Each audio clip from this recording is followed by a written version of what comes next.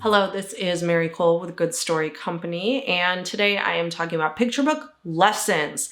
This is going to be a very short video. Don't teach in your picture book. Do not state out loud any lessons or morals. Do not preach. Do not talk down to the reader. These seem like very, very simple tips, but you would not believe the number of picture books that I see that have the moral, the lesson, the premise, whatever, the theme, stated outright in the manuscript. So a lot of people are very interested in the climate crisis and sort of doing their job to mitigate the climate crisis in their fiction. So I'm seeing a ton of manuscripts right now, for example, that deal with, don't litter your plastic, or don't use plastic just once and throw it away. These kind of lessons, right? Because it's something that is within reach for a kid to do. They can learn this lesson, they can internalize the lesson, they can make a small modification to their behavior, and it is going to potentially have some kind of impact on a problem that we are all facing. And a lot of writers really feel passionate about kind of helping to solve that problem, doing their part.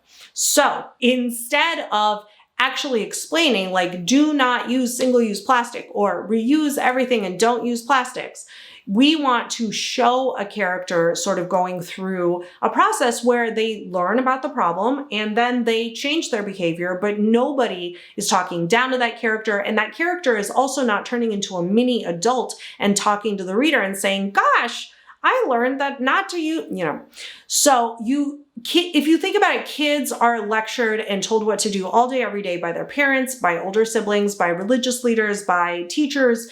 Everybody in their lives tells them what to do, and they feel disempowered. And so the strongest possible way to get a message across is to have a child go through something, learn something, practice something, maybe even teach something to somebody else, like a classmate or a younger sibling, without actually coming out and directly saying the words. This also especially goes for sort of the meaning of the heart of the picture book, which is it's good to share, or everyone is different and that's okay. We see a lot of picture books with some of this positive messaging because a lot of people have sort of understood the value of love and kindness in our world, and they want to pass that on to the new generation.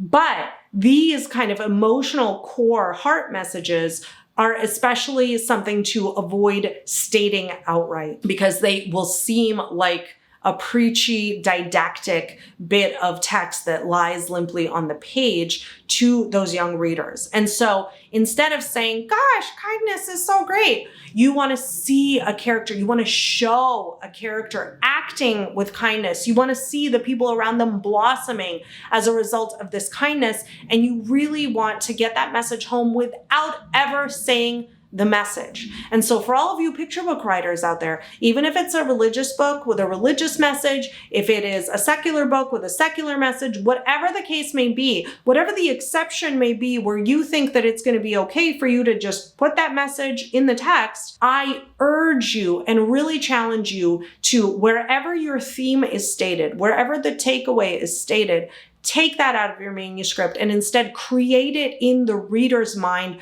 through the character being proactive, through the character moving through the story and experiencing your theme or your takeaway, and then showing the results of that experience in the story itself. If it is a book with a tie-in to a nonfiction issue, for example, pollution, plastic, climate change, you can put a for parents and teachers resource in the back, an author note in the back, where you can be a little bit more explanatory and didactic. That is always available to you. But for the narrative part of the story, I urge you, if your takeaway currently features in your picture book manuscript, take it out and instead do the hard work to create it in your reader's mind without the words on the page. That is a number one priority for all of my picture book writers that I feel very strongly about, because the second your manuscript is labeled didactic, it is going to be much less appealing to agents, to publishers, and if you really think about it,